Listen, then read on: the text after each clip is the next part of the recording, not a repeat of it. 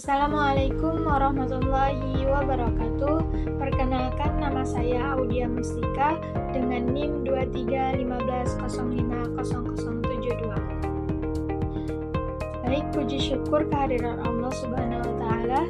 Pada kesempatan kali ini saya akan mencoba menjelaskan mengenai al-asl dan ad-dakhil dalam tafsir, disertai dengan contoh-contohnya serta argumentasi mengenai penggunaan dalam metodologi penelitian tafsir. Adapun pembahasan pertama yaitu tentang pengertian al-asl.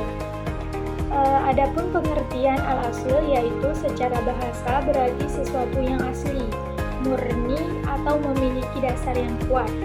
Dalam kajian tafsir, al-asl ini adalah penafsiran Al-Quran yang bersumber dari dalil-dalil yang dapat dipertanggungjawabkan, baik dari Al-Quran, hadis sahih, penjelasan para sahabat, tabi'in, maupun kaedah bahasa Arab yang benar. Adapun tujuan al-asl adalah menjaga agar penafsiran Al-Quran tetap sesuai dengan maksud yang dikehendaki Allah Subhanahu wa taala dan tidak menyimpang dari prinsip-prinsip syariat. Jadi apa saja sih yang termasuk al-asl itu? Beberapa sumber yang termasuk al-asl yaitu yang pertama ada tafsir Al-Quran dengan Al-Quran, yang kedua ada tafsir Al-Quran dengan hadis sahih, yang ketiga ada tafsir para sahabat, yang keempat ada tafsir tabi'in yang dapat dipercaya, yang kelima penafsiran berdasarkan kaedah bahasa Arab yang benar, dan yang terakhir yaitu penafsiran yang menggunakan ijma' ulama dan kaedah usul yang sahih. Adapun pembahasan selanjutnya yaitu tentang contoh konkret al-asl. Contohnya yaitu adalah tafsir Al-Quran dengan Al-Quran. Contohnya pada Quran surah Al-Fatihah ayat 7 yang berbunyi Suratul ladzina an'amta 'alaihim. Dalam ayat ini Allah menyebut orang-orang yang diberi nikmat, tetapi tidak dijelaskan siapa mereka. Penjelasannya terdapat pada Quran surah An-Nisa ayat 69, yaitu mereka adalah para nabi, orang-orang yang jujur atau siddiqin, para syuhada, dan orang-orang soleh. Karena suatu ayat dijelaskan oleh ayat lain dalam Al-Quran, maka penafsiran ini termasuk al-asl dan merupakan bentuk tafsir yang paling kuat. Selanjutnya yaitu pengertian dari ad-dakhil. Adapun pengertian ad-dakhil yaitu berarti sesuatu yang masuk dari luar atau bukan berasal dari sumber yang sahih. Dalam ilmu tafsir, ad-dakhil ini adalah penafsiran yang didasarkan pada sumber yang lemah, tidak memiliki dasar ilmiah, bahkan bertentangan dengan Al-Quran, hadis sahih, maupun kaedah bahasa Arab. Penafsiran seperti ini dapat menyebabkan kesalahan dalam memahami kandungan Al-Quran. Setelah membahas tentang pengertiannya, maka apa aja sih yang termasuk ad-dakhil itu? Yaitu beberapa bentuk dari ad-dakhil antara lain. Yang pertama yaitu riwayat Israiliyat yang tidak jelas kebenarannya. Selanjutnya yaitu ada hadis dhaif atau palsu yang dijelaskan yang dijadikan dasar tafsir. Selanjutnya yaitu penafsiran berdasarkan hawa nafsu, penafsiran yang dipengaruhi fanatisme mazhab atau ideologi tertentu. Dan selanjutnya yaitu penafsiran yang mengabaikan kaedah bahasa Arab.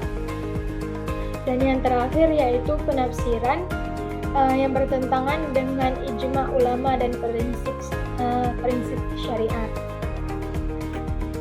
Adapun contoh dari ad-dakhil yaitu contoh pertama yaitu penggunaan riwayat Israiliyat dalam menafsirkan Quran surah Shad ayat 34. Pada ayat ini Allah hanya menyebutkan bahwa Nabi Sulaiman diuji dan diletakkan suatu jasad di atas singgasananya. Namun, sebagian riwayat Israiliyat menambahkan cerita bahwa cincin Nabi Sulaiman dicuri oleh setan sehingga kerajaannya dikuasai. Kisah tersebut tidak memiliki sanad yang sahih dari Rasulullah SAW dan tidak dapat dipastikan kebenarannya. Oleh karena itu, para ulama mengategorikan sebagai ad-dakhil dalam tafsir. Adapun contoh kedua adalah penafsiran berdasarkan hawa nafsu.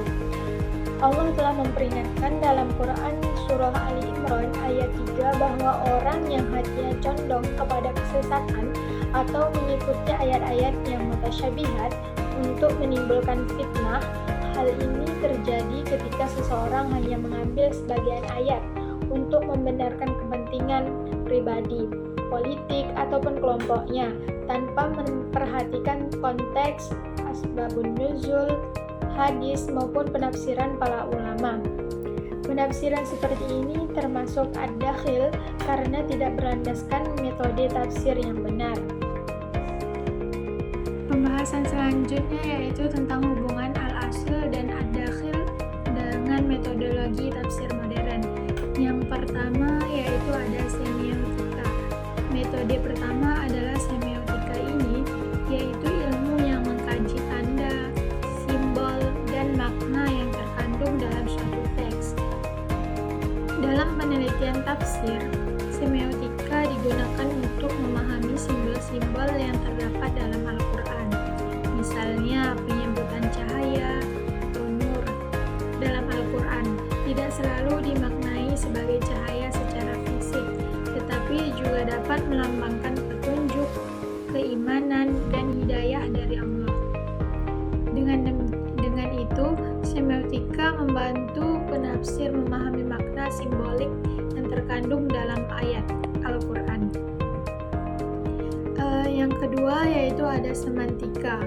Semantika ini yaitu kajian mengenai makna kata. Dalam penelitian tafsir, semantika ini digunakan untuk mengetahui makna suatu kata berdasarkan penggunaannya di dalam Al-Quran maupun perkembangan maknanya dalam bahasa Arab. Misalnya kata Islam dalam Al-Quran tidak hanya berarti nama agama Islam, tetapi juga bermakna berserah diri kepada Allah. Adapun argumentasi dari saya sendiri mengenai pembahasan ini yaitu menurut saya keberadaan konsep al-asl dan ad-dakhil sangat penting dalam metodologi penelitian tafsir modern. Di era sekarang kan perkembangan ilmu pengetahuan telah melahirkan berbagai pendekatan baru seperti semiotika, semantika, dan hermeneutika yang menawarkan cara pandang berbeda dalam memahami Al-Quran. Jadi pendekatan-pendekatan tersebut memberikan kontribusi yang sangat besar terhadap perkembangan studi tafsir karena mampu mengungkapkan makna ayat dari aspek kebahasaan, simbolik, maupun konteks sosial dan historis. Oleh sebab itu, saya memandang bahwa metode modern tidak seharusnya ditolak sepenuhnya, tetapi juga dapat diterima tanpa batas. Berdasarkan pembahasan tersebut yang telah kita bahas tadi, dapat kita simpulkan bahwa al-asl merupakan penafsiran yang bersumber dari dalil yang sahih dan dapat dipertanggungjawabkan.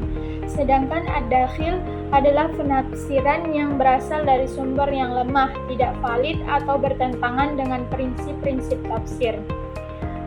Di era modern, berbagai pendekatan seperti semiotika, semantika, dan hermeneutika dapat dimanfaatkan untuk memperkaya kajian tafsir. Namun, seluruh pendekatan tersebut harus tetap berpijak pada prinsip-prinsip al-asil agar hasil penafsiran tidak menyimpang dari ajaran Al-Quran. Mungkin hanya sekian pemaparan atau pembahasan dari saya. Mohon maaf apabila banyak kekurangan. Wassalamualaikum warahmatullahi wabarakatuh.